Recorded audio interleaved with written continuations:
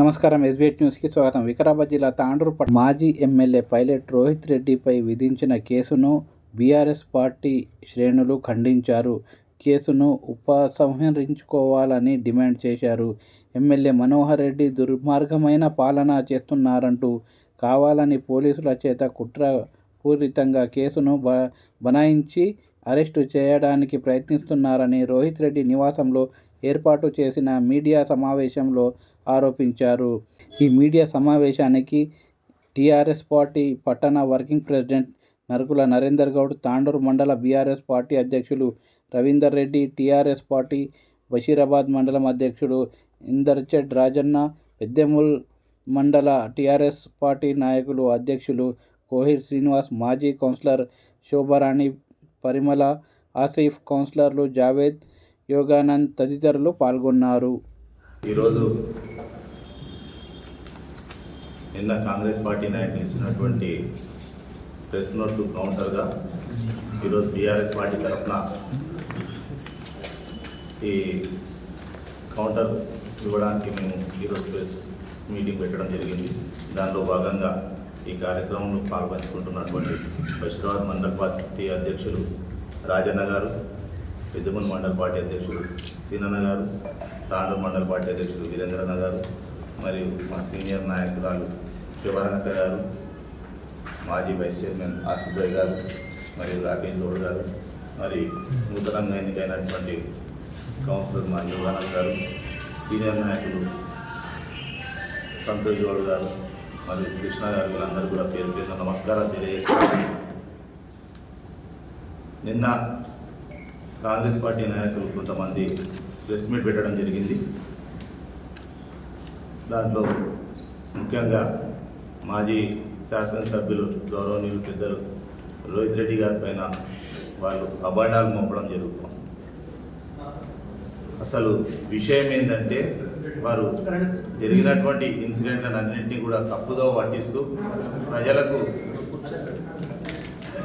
రోహిత్ రెడ్డి గారే తప్పు చేసిందనే విధంగా వాళ్ళు ప్రొపగాండా చేయడానికి ప్రయత్నం చేస్తూ ఉన్నారు. ముఖ్యంగా మున్సిపల్ ఎలక్షన్స్ జరిగిన తర్వాత కౌంటింగ్ 13వ తారీఖు సెంట్ మార్క్స్ స్కూల్లో జరిగినప్పుడు మరి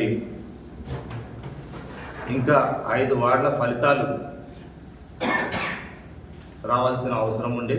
అట్లాంటి సమయంలో ఎమ్మెల్యే మనోహర్ రెడ్డి గారు మరియు వారి అనుచరులందరూ కూడా కౌంటింగ్ ప్రిమిసెస్లోకి పోయి మరి అక్కడ 5 వార్డులకు సంబంధించిన ఫలితాలని తారుమారు చేయాలనే ఒక దురుద్దేశంతో వారు పోవడం జరిగింది.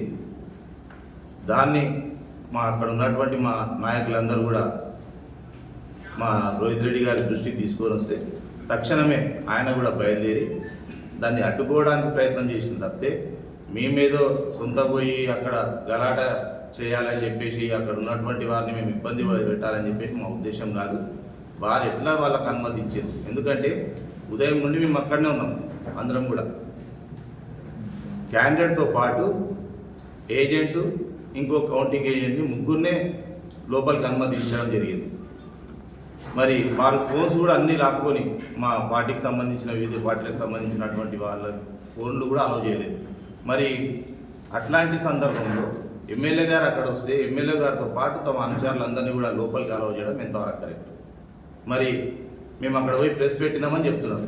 ఫలితాలు తేలిన తర్వాత బయట వచ్చి ప్రెస్ పెట్టాలి. యాక్చువల్గా ఆ ప్రిమిసెస్కి సంబంధించిన బయటికి వచ్చి రోడ్ పైన వచ్చి ఒక ప్రెస్ పెడితే సరిపోతుంది. కానీ లోపల కౌంటింగ్ కేంద్రంలోని ప్రెస్ ఎట్లా పెడతారో మరి వాళ్ళు చెప్పాల్సిన అవసరం ఉంది మాకు. మరి ఆ ఇన్సిడెంట్ జరిగిన తర్వాత గౌరవ రోహిత్ రెడ్డి గారి పైన మరి అదేవిధంగా మా 9 మంది పైన ఎఫ్ఐఆర్ నమోదు చేయడం జరిగింది పోలీస్ అధికారులు. మరి పోలీస్ అధికారులు కూడా ఆలోచన చేయాలి. ఎందుకంటే మాకు అపారమైన గౌరవం ఉంది పోలీస్ అధికారుల పైన, అన్ని శాఖల అధికారుల పైన. మరి వాళ్ళు పోయిన వాళ్ళపైన కేసు పెట్టకుండా, ఎమ్మెల్యే గారి అనుచరుల పైన కేసు పెట్టకుండా రోహిత్ రెడ్డి గారి పైన ఎట్లా కేసు పెట్టినో మరి వాళ్ళు తెలపాల్సిన అవసరం ఉంది. మేము గత 2 రోజుల క్రితం ఇప్పటికి 48 గంటలు గడిచిపోతూ ఉన్నాయి. మేము మా పెద్దలు మున్సిపల్ ఇన్ఛార్జ్ అయినటువంటి శ్రీశైల్ రెడ్డి సార్ గారు, మరి అదేవిధంగా ఆసిఫ్ భాయ్ గారు అందరం కూడా వెళ్ళి పోలీస్ స్టేషన్లో మేము కంప్లైంట్ చేయడం జరిగింది. అక్కడికి వెళ్ళినటువంటి మనోహర్ రెడ్డి గారి పైన కానీ, అక్కడికి వెళ్ళినటువంటి పురుషోత్తమరావు సార్ గారి పైన కానీ, మరి అదేవిధంగా మాజీ మున్సిపల్ చైర్మన్ స్వర్ణ పరిమల్ పైన కానీ, మరి అదేవిధంగా డీసీసీబీ అధ్యక్షులు దారాసింగ్ పైన కానీ, ఇంకా వివిధ వ్యక్తులు రవిగౌడ్ పైన కానీ, వీళ్ళందరిపైన కూడా మేము కూడా కంప్లైంట్ చేయడం జరిగింది. మరి ఇంతవరకు ఎలాంటి చర్యలు తీసుకోలేదు. మరి వాళ్ళపైన కూడా కేసు నమోదు చేయాల్సిన అవసరం ఎంతైనా ఉంది. మరి అదేవిధంగా మీరు చూసినట్టయితే గత 75 సంవత్సరాల నుండి తాండూరు చరిత్రలో ఎప్పుడు కూడా ఒక మాజీ ఎమ్మెల్యే పైన కేసు నమోదు చేసినటువంటి దాఖలాలు ఎప్పుడు లేవు. మనం మాణిక్రావు గారి కాడి నుండి తీసుకుంటే, మనం చిన్నారెడ్డి గారి కాడి నుండి వాళ్ళు గెలిచిన తర్వాత ఓడిపోయినటువంటి మాజీ ఎమ్మెల్యేలు కానివ్వండి, కంటెస్ట్ చేసిన అభ్యర్థులు కానివ్వండి, ఎవరిపైన కూడా ఇట్లా కేసులు నమోదు చేసి వాళ్ళపైన అక్రమ కేసులు బనాయించి వాళ్ళని అంగదొక్కాలని చూసినటువంటి సందర్భం తాండూరు చరిత్రలో ఎప్పుడు కూడా లేదు. ఎందుకంటే చిన్నారెడ్డి గారు చెట్టి చంద్రశేఖర్ గారి పైన కూడా ఎప్పుడు కేసు నమోదు చేయలేదు. మరి అదే దాని తర్వాత బాస్పల్లి సారెడ్డి గారి పైన కూడా ఎప్పుడు కేసులు నమోదు చేయలేదు మాణిక్రావు గారు. చంద్రశేఖరరావు గారు మరణించిన తర్వాత మహేందర్ రెడ్డి గారు ఇక్కడికి వెళ్ళి ఎమ్మెల్యే గెలవడం జరిగింది. మరి మహేందర్ రెడ్డి గారు కూడా ఎప్పుడు కూడా నారాయణరావు గారి పైన కానివ్వండి, మాణిక్రావు గారి పైన కానివ్వండి, ఇంకా వేరే నాయకుల పైన కానీ కూడా ఎప్పుడు వాళ్ళు కేసులు నమోదు చేయలేదు. చంద్రశేఖరరావు గారు ఎప్పుడైతే గెలిచిన తర్వాత ఎమ్మెల్యే అయిన తర్వాత అప్పుడు పసారం శాంతకుమార్ గారు ఎమ్మెల్యేగా పోటీ చేయడం జరిగింది తెలుగుదేశంలో. మరి అటువంటి సందర్భంలో కూడా పసారం శాంతకుమార్ పైన కూడా వాళ్ళు ఎప్పుడు కేసులు నమోదు చేయలేదు. మహేందర్ రెడ్డి గారు ఓడిపోయిన తర్వాత 2019లో మరి అప్పుడు ఉన్నటువంటి రోహిత్ రెడ్డి గారు కూడా మహేందర్ రెడ్డి పైన కూడా ఎప్పుడు కూడా కేసులు నమోదు చేయలేదు. మహేందర్ రెడ్డి గారు కూడా నారాయణరావు గారి పైన ఎప్పుడు కూడా కేసులు నమోదు చేయలేదు. మరి ఈరోజు కొత్త సంస్కృతి తీసుకొని వస్తున్నారు తాండూరులో. మాజీ ఎమ్మెల్యే పైలట్ రోహిత్ రెడ్డి గారు పోయింది ఎందుకు అక్కడికి? వీళ్ళు చేసినటువంటి ఎలక్షన్లను ఫలితాలను తారుమారు చేయాలని చెప్పేసి వీళ్ళు ఏదైతే ఉద్దేశపూర్వకంగా అక్కడ పోయినారో దానికి అడ్డుకోవడానికే రోహిత్ రెడ్డి గారు అక్కడికి వెళ్ళింది తప్పితే ఇంకో విషయం కాదు. మీ అందరూ కూడా గమనించాలి. సోదరులు ఇక్కడ ప్రెస్ సోదరులు కూడా ఉన్నారు. ఆ రోజు జరిగింది ఇన్సిడెంట్ కూడా ప్రజలకు తీసుకోవాల్సిన అవసరం కూడా మీ పైన ఉంది. కాబట్టి మేము చెప్పదలుచుకుంది ఒకటే, ఇప్పటికైనా కూడా మీరు కరెక్ట్గా ప్రజలకు అందుబాటులో ఉండి ప్రజలకు సేవ చేయండి తప్పితే మీరే అక్రమాలు అన్యాయాలు చేసి దౌర్జన్యాలు చేసి ప్రజలకు పోయి ప్రజలను ఇబ్బందులకు గురి చేయడం మాత్రం సరైన పద్ధతి కాదని చెప్పేసి ఇప్పుడు ఈ ప్రెస్ మీట్ ద్వారా మేము తెలియజేస్తా ఉన్నాం. మరి అదేవిధంగా 11వ తారీఖు పోలింగ్ జరిగిన రోజు వార్డు నంబర్ 23కు సంబంధించి ఆ రోజు బుయ్యాని శ్రీనివాసరెడ్డి గారు కూడా వివిహెచ్ఎస్ పోలింగ్ స్టేషన్లోకి దూసుకుపోవడం జరిగింది. అక్కడ ఉన్నటువంటి మహిళా ఎస్ఐ పైన ఎంత దురుసుగా ప్రవర్తించారు, ఎంత వల్గర్గా మాట్లాడినారో మనం అందరం చూసినాం. అధికారులు అడుగు తెలుస్తుంది. అక్కడ వచ్చినటువంటి ప్రెస్ సోదరులు కూడా ఆ రోజు అన్ని గమనిస్తున్నారు. మరి వారిపైన ఎందుకు చర్యలు తీసుకుంటలేరు? మరి వారిపైన కూడా చర్యలు తీసుకోవాలి. ఆ జరిగిన సందర్భంలో కూడా రోహిత్ రెడ్డి గారు ఇమీడియట్గా అక్కడ పోయి దాన్ని అడ్డుకోవడం జరిగింది. కాబట్టి మేము చెప్పదలుచుకుంది ఒకటే, పోలీస్ అధికారులు కూడా కరెక్ట్గా నిర్ణయం తీసుకోండి. మీరు ప్రజలకు సేవ చేయాల్సిన అవసరం ఉంది. మీ పైన మాకు గౌరవం ఉంది.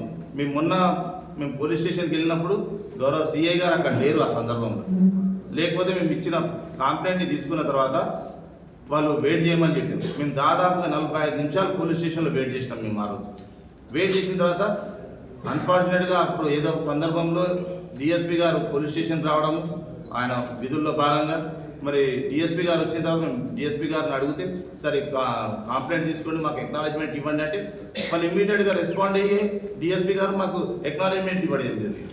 సో మేమనేది ఏంటంటే పోలీస్ అధికారులు కూడా మీరు కరెక్ట్గా పనిచేయండి. మీ పైన మాకు గౌరవం ఉంది, న్యాయ వ్యవస్థ పైన మాకు గౌరవం ఉంది. ఇప్పుడు మీరు తప్పుడు కేసులు పెట్టినంత మాత్రాన మేము దానికి భయపడి మేము పారిపోవడాలు చేయడాలు ఇవన్నీ చేయము. మాకు న్యాయ వ్యవస్థ ఉంది, న్యాయ వ్యవస్థ పైన మాకు నమ్మకం ఉంది. మేము చట్టం తెరబోతాము, న్యాయ వ్యవస్థ తెరబోతాము, మేము పోరాడతాము. ఇవన్నిటిని కూడా కేసులకు వెళ్ళి బయటికి వస్తామని చెప్పేసి సందర్భంగా తెలుపుకుంటూ ఇప్పుడు మన ఆసిఫ్ భాయ్ గారు మాట్లాడాల్సిన కోరుతాం. 13 के दिन सेंट मार्क स्कूल में काउंटिंग लगाया गया था, जिसके अंदर मेरी मिसेस भी कैंडिडेट थे, मैं भी काउंटिंग के लिए गया था। तो वहाँ पे उन लोगों का एक सिस्टम था, गाइडलाइंस थी। क्या था, पहले तो फ़ोन रख दो, फ़ोन नहीं लेके जाना अंदर, फिर एक पोलिंग एजेंट और एक काउंटिंग एजेंट दोनों ही अंदर जाना, और दोनों के पास भी इवन एक पेन लेके भी जाने नहीं दिए। आप पूरे प्रेस वालों को मालूम है, एक पेन था, एक पेन, एक महंगा पेन है, एक 2000 रुपये का पेन है, ये हम ले लेके जाते साहब, ये कार रख के जाना या कोई नहीं है, बोले तो नहीं पेन नहीं लेके जाना बोल के इवन पेन भी नहीं लेके जाने दिए। छोटा पानी का बॉटल, अब टेंशन केस में पानी की जरूरत पड़ती बोल के छोटा पानी का बॉटल बोल दो, पानी का बॉटल भी लेके जाने नहीं दिए। फिर जब इतना स्ट्रिक्ट हम लोगों को करे वहाँ पे अंदर जाने के लिए काउंटिंग में, जब 5 वार्डों का अभी रिजल्ट अनाउंस हुआ ही नहीं, 5 वार्डों का रिजल्ट अभी अनाउंस करना बाकी है, काउंटिंग चालू है। फिर एमएलए साहब को आखिर कौन सा कॉन्स्टिट्यूशन इजाजत दिया कि डीएसपी साहब, सीआई साहब इन लोगों को काउंटिंग इसके प्रीमाइसेस में इन लोगों को अलाउ करे, जिसके अंदर हमारे एमएलए साहब हैं, उसके अंदर हमारे एक्स चेयरपर्सन हैं और उनके पूरे डिग्निटरीज उनके साथ लोग वहाँ पे जाके बैठे। आखिर इसकी वजह क्या है? आखिर आप लोग रिजल्ट को क्या करना बोल के क्या चाह रहे थे? कौन से ऑफिसर को आप लोग प्रेशराइज करके रिजल्ट को चेंज करना चाह रहे थे, जिसके अंदर हमारी दीपा मैडम का भी रिजल्ट आना बाकी था? तो इन लोगों की पूरी चाल है ये चाल इन लोगों की मालूम करके ये रिजल्ट्स को उन लोग उल्टा सीधा करने वाले बोल के मालूम होके रोहित रेड्डी साहब वहाँ पे गए। वहाँ पे जाके सिर्फ उनसे ये सवाल करे कि भाई आप लोग कौन से कॉन्स्टिट्यूशन के राइट्स के हिसाब से वहाँ पे इन लोगों को अलाउ करें, जबकि 2 जनों को हम लोग, अब हमारे जितने भी कैंडिडेट्स थे हम लोग वहाँ पे बहस करें मॉर्निंग कि भाई दोनों नहीं, लास्ट टाइम पे जब 2020 में इलेक्शन हुए थे 3 जनों को अलाउ करे थे वहाँ पे, कम से कम अंदर काउंटिंग हॉल में 2 जनों को तो भी अलाउ करो बोल के बोले तो नहीं करे।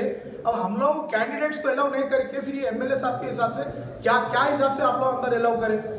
इसको हम लोग वहाँ पे हमारे रोहित रेड्डी साहब जाके सवाल करने गए तो उनके ऊपर नॉन बेलेबल सेक्शंस लगा के उनके ऊपर अरेस्ट करने के वास्ते उनके घर के ऊपर 50-50 गाड़ियां देके 50-50 पुलिस वाले तांडूर से मणिकोंडा पहुंच गए। आखिर ऐसा क्या कर दिए थे? अच्छा, इन लोगों का इलेक्शन कोड ऑफ कंडक्ट कौन वायलेशन करे? एमएलए साहब नहीं करे, एमएलए साहब के जितने भी उनके पार्टी लीडर्स थे उन लोग वायलेशन नहीं करे। फिर उन लोगों के ऊपर श्रीशैल रेड्डी साहब, नरेंद्र गौड़ साहब हम लोग जाके पुलिस स्टेशन में कंप्लेंट करें। फिर अब तक आप लोग क्या एक्शन लिए उसके ऊपर? बोले तो रूलिंग पार्टी के ऊपर आप लोगों का एक जस्टिस रहता और हम लोग अपोजिशन वालों के ऊपर एक जस्टिस रहता। मैं पुलिस डिपार्टमेंट से, मैं कलेक्टर साहब से, स्टेट इलेक्शन कमीशन से और हमारे तांडूर सीए साहब से गुजारिश कर रहा हूं कि आप लोग जस्टिस दोनों को भी इक्वल करिए। उन लोग इलेक्शन कोड को वायलेशन करे, उन लोगों के ऊपर हम लोग कंप्लेंट करें तो आप लोग कोई उन लोगों के ऊपर एक्शन नहीं ले रहे, जबकि हमारे जो एक फॉर्मर एमएलए है उनके ऊपर और उनकी टीम के ऊपर उनके नॉन बेलेबल सेक्शंस लगा के उनको अरेस्ट करके यहाँ से मणिकोंडा चले गए। आप लोग समझ रहे हैं हम लोग डर गए, घबरा गए? नहीं है। लास्ट इलेक्शन में हमारे रूलिंग पार्टी में रोहित रेड्डी साहब एमएलए थे, उनके भी भाई थे, रितेश रेड्डी साहब भी थे, उनके भाई कभी कोई इलेक्शन में कोई आके पोलिंग बूथ विजिट करे क्या? रोहित रेड्डी साहब के भाई कोई पोलिंग बूथ आके कभी कोई इलेक्शन में विजिट नहीं करे। फिर इनके भाई श्रीनिवास रेड्डी आखिर क्या है? ना उनको कोई एक्स ऑफिशिया है, ना उनको पोलिंग एजेंट है, ना उनको इलेक्शन एजेंट है, ना उनको काउंटिंग एजेंट है, ना कोई उनके पास कोई अथॉरिटी है। बाकायदा एक मोब ले लेके पोलिंग के दिन भी पूरा को पोलराइज करने के वास्ते एक मोब लेके चल रहे, पूरे पोलिंग स्टेशन उन्हें विजिट कर रहे हैं। मैं तांडूर सीए साहब को, स्टेट इलेक्शन कमीशन को पूछ रहा हूँ, आखिर ये एमएलए साहब के भाई साहब का काम क्या है ऑफिशियली? आखिर क्यों विजिट कर रहे हैं पोलिंग स्टेशन को? आखिर इनका क्या किरदार है? आखिर आप लोग इन लोगों के ऊपर क्यों इनके ऊपर एक्शन नहीं ले रहे? अरे हमारे एमएलए साहब के भी भाई साहब थे, कभी रितेश रेड्डी साहब आके कोई पोलिंग बूथ को विजिट नहीं करे, फिर इनके भाई साहब आके क्यों ये कर रहे? जब इनके भाई साहब आके तांडूर में हर चीज में इन्वॉल्वमेंट कर रहे, हम लोग बोल रहे हैं शैडो एमएलए है बोले तो फिर आप लोगों को गुस्सा आ रहा, आप लोग चिढ़ जा रहे। बराबर आपके भाई साहब शैडो एमएलए है, आप डमी एमएलए है, आप आपके भाई साहब शैडो एमएलए बन के फिर के पूरे पीछे से पूरे काम कर रहे हैं।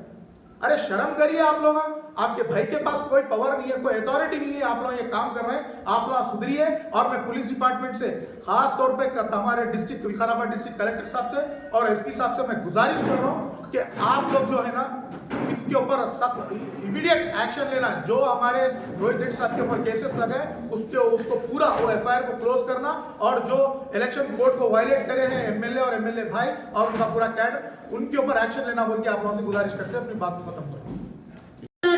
ఈ ఎమ్మెల్యే గారు కానీ, ఈ ఎమ్మెల్యే తమ్ముడు గారు కానీ వీళ్ళు చేస్తున్నటువంటి దౌర్జన్యాలు, వీళ్ళు చేస్తున్నటువంటి అరాచకాలకు అంతు లేకుండా పోతుంది.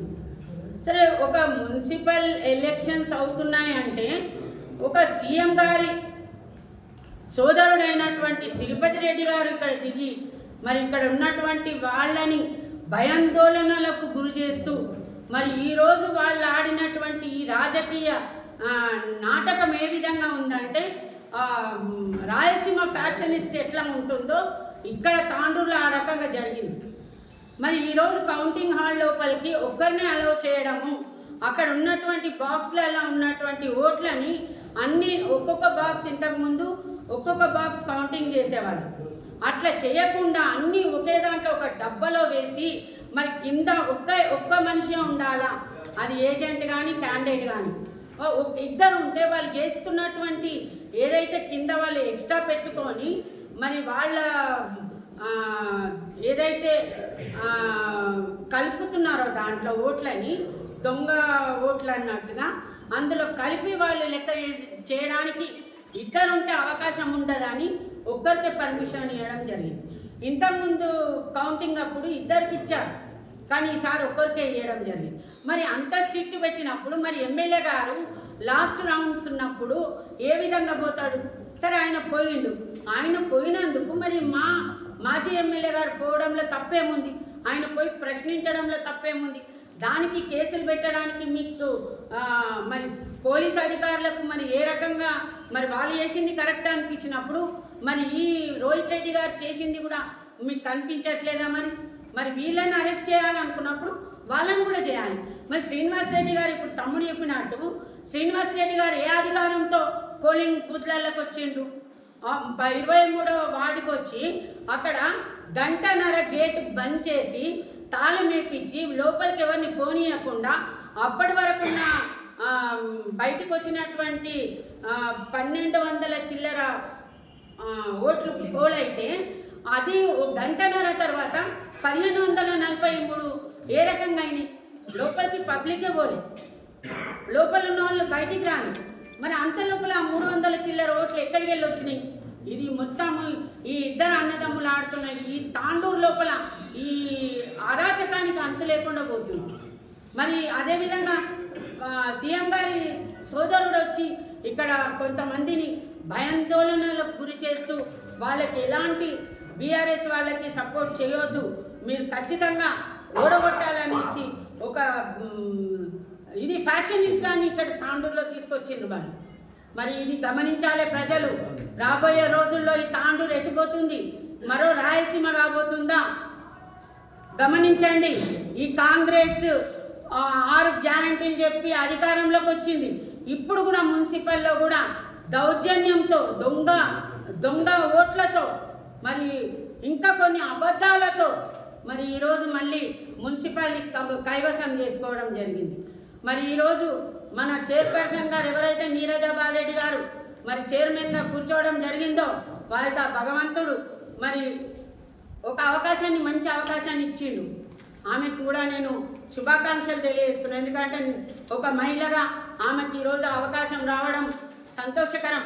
ఆమెకు చైర్పర్సన్గా అయినందుకు శుభాకాంక్షలు తెలియజేస్తూ ఆమెకు ఒకే విషయం చెప్తున్నా, నేను నీకు తాండూరు 36 వార్డులు టౌన్ మొత్తంకి నువ్వు ఒక చైర్పర్సన్ని, కానీ నిన్న నువ్వు చెప్తున్న మాట ఏంటంటే సాయిపూర్ని డెవలప్ చేస్తా. సాయిపూర్ మీ సొంత ఊరు ఉండొచ్చు, కానీ సాయిపూర్ ఒక్కరికే మాత్రమే చైర్మన్ కాదు. మీరు తాండూరు టౌన్కి చైర్మన్, తాండూరు మొత్తం డెవలప్ చేయాల్సిన బాధ్యత మీ మీద ఉంది. ఈరోజు చెప్తున్నారు సాయిపూర్నే డెవలప్ చేస్తా. సాయిపూర్ని కాదు, సాయిపూర్ 6 వార్డులే లేదు, 36 వార్డులు ఉన్నాయి టౌన్లో. కాబట్టి అన్ని వార్డులను సమానంగా ఏ పార్టీ అని చూడకుండా మీకు మంచి అవకాశం ఇచ్చిండు దేవుడు. కాబట్టి ఈ అవకాశాన్ని అన్ని పార్టీలను కలుపుకొని అందరినీ కలుపుకొని తాండూరు మీద డెవలప్ చేయడానికి, అభివృద్ధి చేయడానికి సహకరించండి. కానీ ఈరోజు మీరు వన్ సైడ్ చేస్తే మాత్రం మేమైతే బీఆర్ఎస్ పార్టీ తరఫున ఊరుకుండేది లేదు. కౌన్సిల్ హాల్లోకి రాకపోవచ్చు, మేము మున్సిపాలిటీలో ఖచ్చితంగా ఉంటాము. మీ అవినీతి ఏం చేసినా, ఎలాంటి అవినీతి జరగకుండా, ఎలాంటి ఒక చిన్న పొరపాటు కూడా జరగకుండా మరి చూసుకునే బాధ్యత మా మీద ఉంది. ప్రజలు కూడా అన్నీ చూస్తారు. మేము మాత్రం మీ అవినీతిని జరగనీయము. మీరేం చేస్తామన్నా కరెక్ట్ చేయండి, మీకు సహకరిస్తాం. చేయకుండా ఇప్పుడు పెట్టిన డబ్బులన్నీ ఎట్లా లాక్కోవాలని ఆ రకంగా పోతే మాత్రం ఇడిచే ప్రసక్తే లేదు. అది మాత్రం మీరు గుర్తుంచుకోవాలి. ఈవెన్ మరి ఎమ్మెల్యే సోదరులు, ఎమ్మెల్యే గారు కూడా మరి తాండూరుని డెవలప్ మీద మీరు కాన్సన్ట్రేట్ చేసి మరి డెవలప్ చేయడానికి ఇంకా 2.5 సంవత్సరాలు ఉంది, మీకు చేయండి. కానీ మీరు ఇంకా దౌర్జన్యాలు చేస్తే ఇక్కడ చేతులు ముడుచుకొని కూర్చునే వాళ్ళు ఎవరు లేరు, ఖబర్దార్ అని చెప్పి నేను తెలియజేస్తాను. మరి మీ అందరికీ తెలుసు, మొన్న 13వ తారీఖు నాడు కౌంటింగ్ హాల్ లోపల ఎలాంటి అరాచకాలు జరిగినాయి. గతంలో పోలింగ్ రోజు కూడా ఎన్నో అరాచకాలు ఈ యొక్క కాంగ్రెస్ వాళ్ళు చేయడం, అదేవిధంగా ఈ యొక్క ప్రభుత్వం వచ్చినప్పటి నుండి కూడా నిజంగా ఇప్పుడు సోదరి చెప్పినట్ల ఒక రాయలసీమ మాదిరిగా ఈ యొక్క తాండూరు లోపల, తాండూరు చరిత్రలోనే ఎప్పుడు లేనటువంటి ఒక భయభ్రాంతులను సృష్టిస్తూ మరి ఎక్కడికక్కడ అంగదొక్కాలనే ఆలోచనతోటి నడుస్తున్నటువంటి వ్యక్తి ఈ యొక్క ఎమ్మెల్యే గారు. ఎమ్మెల్యే గారు అంగదొక్కితే ఇక్కడ అంగిపోయేటోళ్ళు ఎవరు లేరు. నీవు కూడా ఒకప్పుడు ఇదే పార్టీలకు వెళ్ళి పోయినటువంటి వ్యక్తివి. నీకున్నవి ఈ రోజు అంటే నీకు ఈ యొక్క టిఆర్ఎస్ పార్టీ పెట్టిన భిక్షనే ఈరోజు ఈ స్థాయికి నువ్వు పోగలిగినావు. కానీ నీవు అవన్నింటినీ మర్చిపోయి ఈరోజు ఎక్కడికక్కడ టిఆర్ఎస్ పార్టీని అంగబెట్టాలనే ఆలోచన విధానం నీకున్నది. నీవు ఇమ్మీడియట్గా ఆ ఆలోచన విధానాన్ని పక్కకు పెట్టుకోవాలి. నీతి నిజాయితీ నీకుంటే వాస్తవంగా గతం లోపల కూడా మీరు సర్పంచ్ ఎన్నికల్లో ఎన్ని అవకతవకలు చేసినో ప్రతి ఒక్కరికి కూడా తెలుసు. మరి ఇలాంటి అవినీతికి మరి మీరు ఒడిగడుతున్నారు కాబట్టి తస్మత్ జాగ్రత్త. రేపు రాబోయే రోజుల్లో నీకు పుట్టగతులు ఉన్నాయని ఈ సమాపంగా నేను తెలియజేస్తున్నాను. ఎందుకంటే నువ్వు సర్పంచ్ ఎన్నికల్లో అదే విధంగా చేసినావు. మున్సిపల్ ఎన్నికలు వస్తే కూడా మీరిద్దరు, మీ సోదరుడు నీవు కానీ అదే మరి పంతా లోపల మరి పోవడం జరుగుతున్నది. మరి ఇంకా 3 వార్డులు డిక్లేర్ అయ్యేట్టున్నాయి, ఇంకా కౌంటింగ్ లో క్లియర్ కాలేదు. నువ్వు నేరుగా మరి కౌంటింగ్ హాల్లోకి వెళ్ళిపోయినావు. మరి నీకో న్యాయం మాకో న్యాయమా?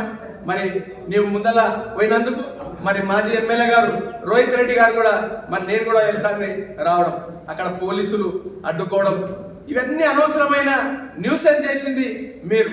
మరి అన్ని చేసుకుంటూ కూడా మళ్ళీ ఇప్పుడు ఏం చేస్తున్నారు? అక్రమంగా పోలీసులతో కంప్లైంట్ ఇప్పించి మరి రోహిత్ రెడ్డి గారిని నిర్బంధిస్తే ఇక్కడ పార్టీ ఏదో ఇదైతుందనే ఆలోచనతోటి మీరు దుర్మార్గమైన ఆలోచన చేస్తున్నారు. కాబట్టి మీ ఆలోచనలు ఎప్పుడు కూడా చెల్లవు. మీ యొక్క దుర్మార్గమైన పనులు ఇకనైనా మీరు మానుకోవాలి. మీరు మీదికి మాత్రం తీయగా నవ్వుకుంటా మాట్లాడుతావు, తేనె ఊసిన కత్తిలాగా ఎక్కడక్కడ నువ్వు ఇలాంటి దుర్మార్గమైన పనులు చేస్తున్నావు. నీవు అన్ని మర్చిపోయి చేస్తున్నావు. కాబట్టి భవిష్యత్తు లోపల ఈ యొక్క తాండూరు ప్రజలందరూ గమనిస్తున్నారు ఏం జరుగుతున్నది.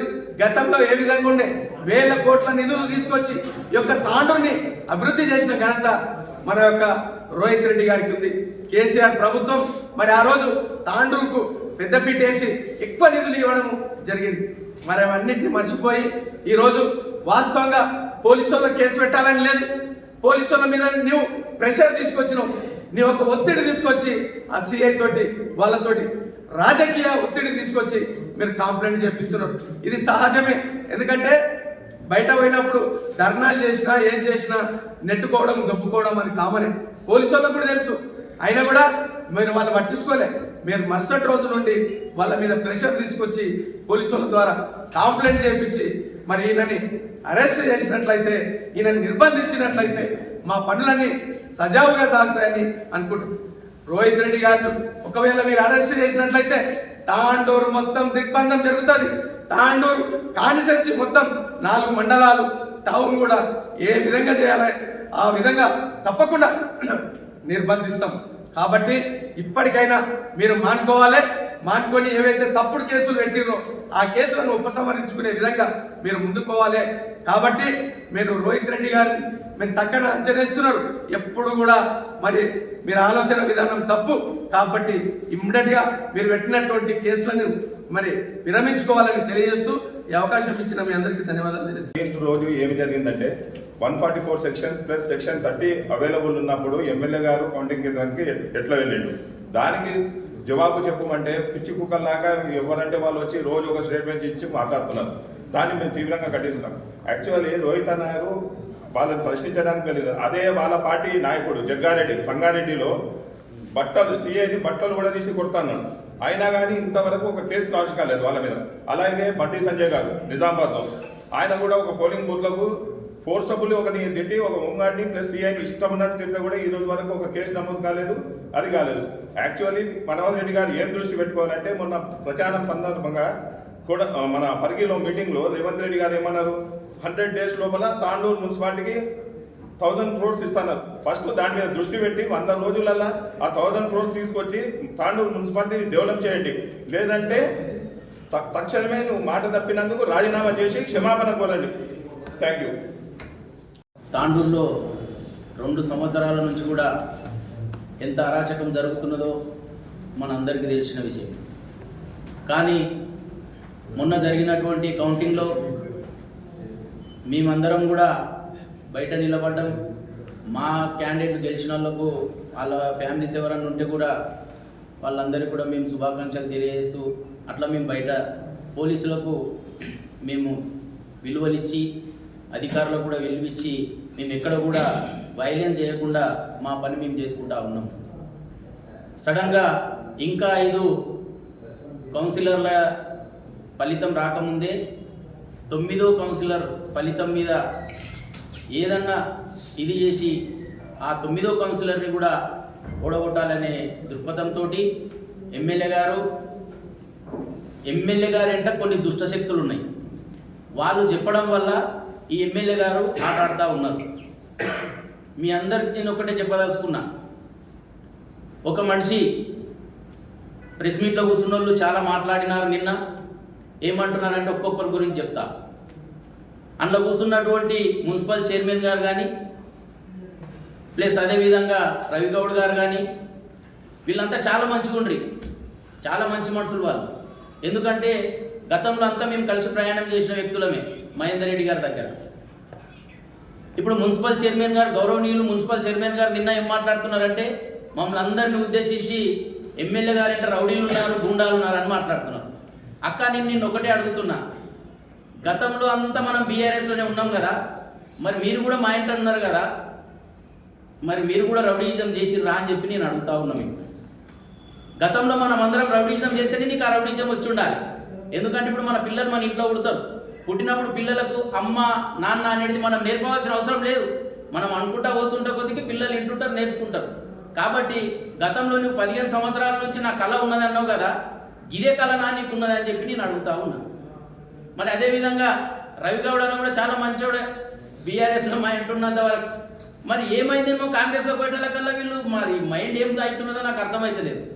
ఆయన కూడా మరి మెంటల్ గారు అది ఇది అని మాట్లాడుతాడు. ఇక ఆయన పెద్ద మనిషి కాబట్టి ఆయన గురించి నేను ఎక్కువ మాట్లాడదలుచుకోలేదు.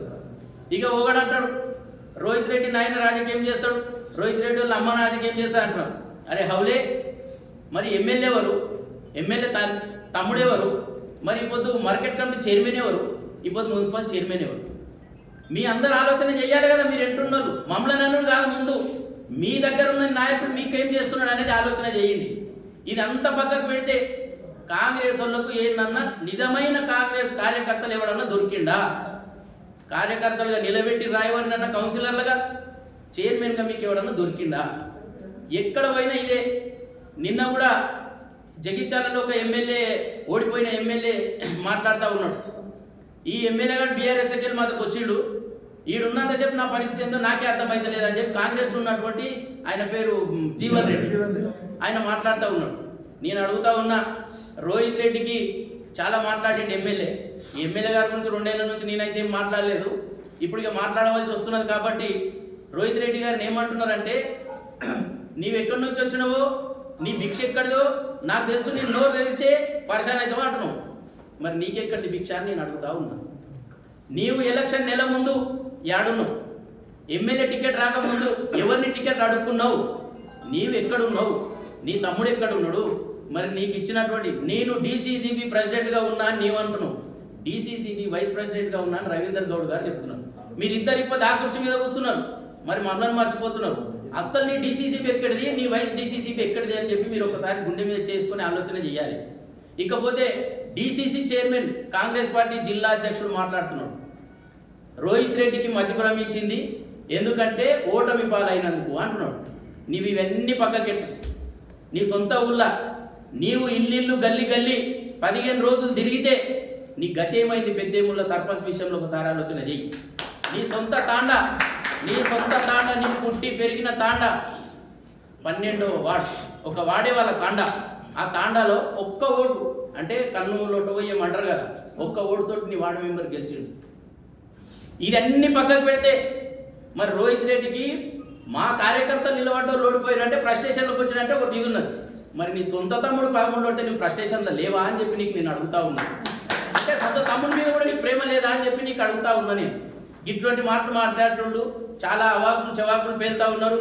ఇక పోలీసు వాళ్ళ విషయానికి వస్తే వాళ్ళ మీద మాకు చాలా అభిమానం అన్నీ ఉన్నాయి. వాళ్ళకు అన్నీ కూడా మేము అన్ని విధాలా సహకరిస్తాం. మా ఎస్ఐని అడిగినా చెప్తారు, మా సిఐని అడిగినా చెప్తారు. ఇక తాండూరు సిఐ తాండూరు ఎస్ఐ గురించి నాకు తెలియదు. మా పెద్దేములు ఎస్ఐ మా పెద్దేములు రూరల్ సిఐని అడిగితే నా గురించి అడిగినా మేము ఎట్లా పనిచేస్తాం మండలంలో అని వాళ్ళే చెప్తారు. కాకపోతే నేను ఒకటే అడుగుతున్నా, 100 మంది 200 మందిలో దొబ్బలాడుతుంటే ఒకరికొకరు తాకపోవడం అది సహజం. మా ఎమ్మెల్యే గారికి ఇట్లా దాకిండని చెప్పి కేసు పెట్టి సెర్చ్ వారెంట్ లేకుండా 50 మంది పోలీసులను తీసుకొని పోయి, ఎందుకంటే మేము టీఆర్ఎస్ వాళ్ళమని తీసుకొని పోయి మణికొండలో మీరు సెర్చ్ చేసారు కదా. జగ్గారెడ్డి అరే సిఐ లంజా కొడుక దారా నువ్వు 10 ఏళ్ళు బీఆర్ఎస్ ఉత్సాహినవరా అని చెప్పి ఈరోజు సోషల్ మీడియాలో వస్తున్నాయి. ఏం చేసిర్రు జగ్గారెడ్డిని అని చెప్పి వాళ్ళ ఇంటి మీద ఎంతమంది పోలీసులు పోయి అటాక్ చేసిర్రు అని చెప్పి నేను అడుగుతా ఉన్నా. వాళ్ళు పోలీసులే వీళ్ళు పోలీసులే కదా, మీకు మేము అన్ని విధాలా సహకరిస్తాం. మా మీద పెట్టుడు కాదు కేసు, కాలి చేయి దాకినందుకే గింత పెడితే గిన్ని మాటలు అన్నటువంటి జగ్గారెడ్డి సామాన్యమైన మనిషి కాడు. ఎవరు పబ్లిక్ ఓటేస్తే గెలవలేడు, ఓడిపోయాడు. ఆయన కాంగ్రెస్లో ఉన్నాడు. అయినా మిమ్మల్ని ఏమంటున్నాడు, బీఆర్ఎస్ వాళ్ళు ఉత్సాహిరా అంటున్నాడు.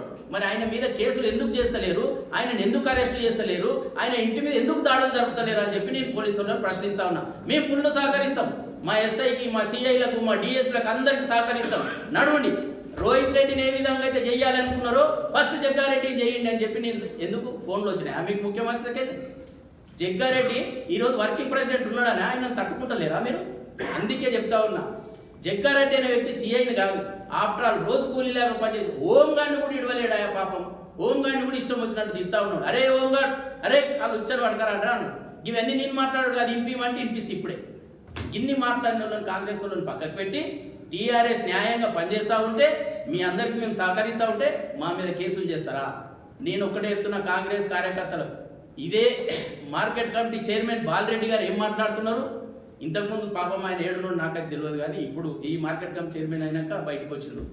ఆయన ఏమంటాడు, మా ఎమ్మెల్యే ఒక్క సైగా చేస్తే చీరి పారేస్తాడు. మేమేంచుకున్నాం అవలాగలమని. నరేంద్ర మోడీ చెప్పిండు, ఏమన్నాడు, పాకిస్తాన్ వాడు మేము అనుబాంబులు వేస్తాం అంటే మా సీమటపాకాయలు 40 అంటని చెప్పి మేము కూడా గదే అడుగుతున్నాం. నువ్వు చీరి పడేస్తా అంటే బీఆర్ఎస్లో చీరి పడేసేటోళ్ళు గారు మైదానంలోకి దిగి చూడు బిడ్డ, ఇంకా 2 ఏళ్ళు ఆగితే తెలుస్తుంది నీ కథ. అప్పుడు తెలుస్తుంది నీ ఎమ్మెల్యే ఆడుంటాడు, నీ ఎమ్మెల్యే తమ్ముడు ఆడుంటాడు, నీ డీసీసీ చైర్మన్ ఆడుంటాడు, నీవే ఆడుంటావు అనేది అప్పుడు చూస్తాం మేము. కానీ మేము 10 సంవత్సరాలు గత 10 సంవత్సరాల్లో మేమే ఈ విధంగా తలుసుకుని ఉంటే నీ కాంగ్రెస్ పార్టీ తాండూరులో మొలక కూడా మొలవకుండా అని చెప్పి మేము మీ అందరి సభాముఖంగా తెలియజేస్తా ఉన్నాం. ఎందుకంటే మేము ఎవరిని కూడా ఇబ్బంది పెట్టరాదనుకున్నాం. మేము పనులు చేస్తూ ఉన్నాం, రైతు బంధు ఇచ్చినాం, రైతు బీమా ఇచ్చినాం, కళ్యాణ లక్ష్మి ఇచ్చినాం, అన్ని ఇచ్చినాం. కాబట్టి మాకు ఓట్లేస్తారు కదా అని చెప్పి నమ్మకంతో మా పని మేము చేసుకుంటూ పోయినాం. చేసిన పనులు చెప్పుకోలేదు, ఇది మా దౌర్భాగ్యం. చేసిన పనులు మేము పబ్లిక్లకు మా నాయకులు కానీ మా కార్యకర్తలు కానీ తీసుకోపోలేక అత్యుత్సాహంతో కొంచెం వెనకబడ్డ మాట వాస్తవం. 1.8% తోటి మేము ఓడిపోయినాం. ఈరోజు గ్రౌండ్లో చూస్తే ప్రజలు దుమ్మెత్తిపోస్తూ ఉన్నారు కాంగ్రెస్ మీద. ముందు 6 గ్యారంటీలు, దాంతోపాటు 420 హామీల మీద దృష్టి పెట్టుండి ఆ 1000 కోట్లు దేవుడు ఎరువు ముఖ్యమంత్రి ఇస్తాను. ముందుకి ఇవి 2500 ఇవ్వండి, ఆడపిల్లల ఓటు అడుగుండి. పబ్లిక్ కూడా నేను ఒకటే అప్పీల్ చేస్తూ ఉన్నా, ఎంత కేసీఆర్ గారు కేటీఆర్ గారు మేము అందరికీ మీటింగ్లలో చెప్తే కూడా ఈసారి కూడా మేము అన్ని ముంచినా మా కోటేస్తారు అనుకుంటారా నాయన అంటే కూడా మీరు ఇంటలేదు. కానీ మీ కర్మ, మేము కూడా ఏం చేయలేం. అయినా మీతో పాటు పోరాడతాం, మీకోసం పనిచేస్తాం. ఈ 6 గ్యారంటీలు, ఈ 420 హామీలు నెరవేరిందాక గట్టిగా పోరాడతాం. మీ అందరికి కూడా మళ్ళొకసారి తెలియజేస్తా ఉన్నా, కాంగ్రెస్ నాయకులకు ఒకటే చెప్తా ఉన్నా, ఈ ప్రెస్ మీట్లు పెట్టి తిట్టడం కాదు, చీరేస్తాం పారేస్తాం అన్నాడు కాదు. ధైర్యం ఉంటే మైదానంలోకి రాండి, చూసుకుందాం. సిద్ధంగా ఉన్నాం, అట్లేం లేదు. ఇక్కడ ఉన్న వాళ్ళందరూ కూడా ఏమి అంతా ఇదేసుకొని కూర్చున్న వాళ్ళు ఏం లేరు, అన్నీ చూసుకుంటాం. అందరికి కూడా మళ్ళొకసారి కేసీఆర్ గారి జన్మదిన సందర్భంగా శుభాకాంక్షలు తెలియజేస్తూ ముగిస్తాం.